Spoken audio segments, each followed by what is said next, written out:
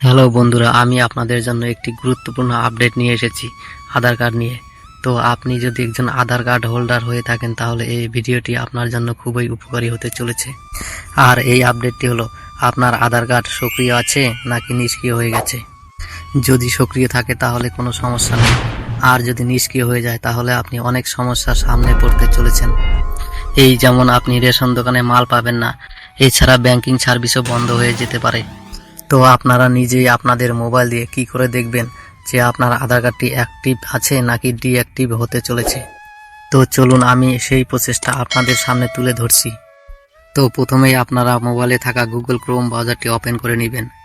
তারপর UIDAI লিখে search করবেন, এই যে এরকম করে UIDAI লিখে সার্চ করার পর আপনাদের সামনে প্রথমেই যে লিঙ্কটা আসবে, এই যে এই লিঙ্কটা UIDAI, এই লিঙ্কটার উপরে ক্লিক করে দিবেন। এটাই হচ্ছে আধার কার্ডের অফিসিয়াল ওয়েবসাইটের লিঙ্ক।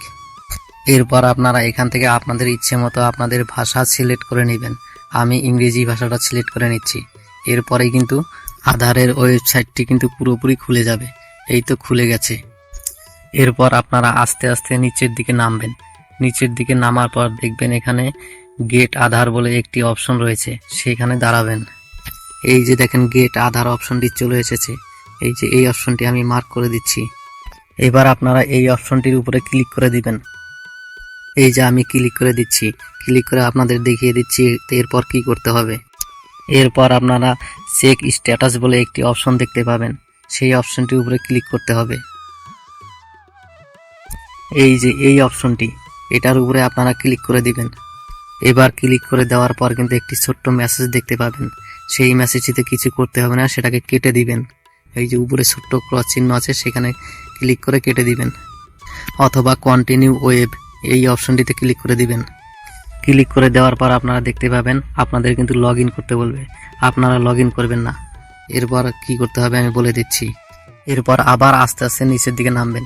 নিচের দিকে নেমে একটি অপশন দেখতে পাবেন, চেক আধার ভ্যালিডিটি, এই অপশনটির উপরে ক্লিক করে দিবেন। এখানে ক্লিক করে দেওয়ার পর আপনাদের সামনে একটি নতুন পেজ খুলে যাবে। এই যে পেজটি খুলে গেছে, এখানে উপরে দেখেন আধার নাম্বার দিতে বলছে এবং নিচে ক্যাপচা কোড। তো এখানে আপনারা আপনাদের আধার কার্ড নম্বরটি দেখে দেখে লিখে দিবেন এবং এখানে এই ক্যাপচা কোডটি দেখে দেখে লিখে দিবেন।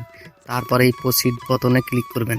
তো আমি আপনাদের দেখানোর জন্য একটি আধার নম্বর লিখে নিচ্ছি এবং প্রসিড বাটনে ক্লিক করে দিচ্ছি। তারপর কি হয় দেখেন।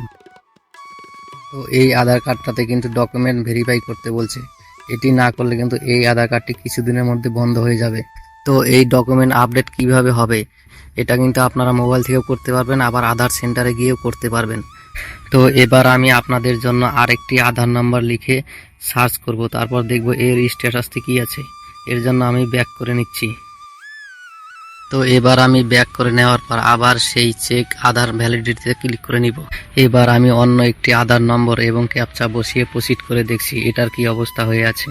তো আপনারা দেখতে পাচ্ছেন এই আধার কার্ডটি কিন্তু কোনো মেসেজ দেয়নি, এর মানে এই আধার কার্ডটি কিন্তু একদম অ্যাক্টিভই আছে, এর কোনো সমস্যা নেই। তো আপনারা তো দেখেই নিলেন আধার কার্ডের ভ্যালিডিটি কিভাবে চেক করতে হয়। এই প্রসেসে আপনারাও আপনাদের মোবাইল দিয়ে চেক করতে পারবেন।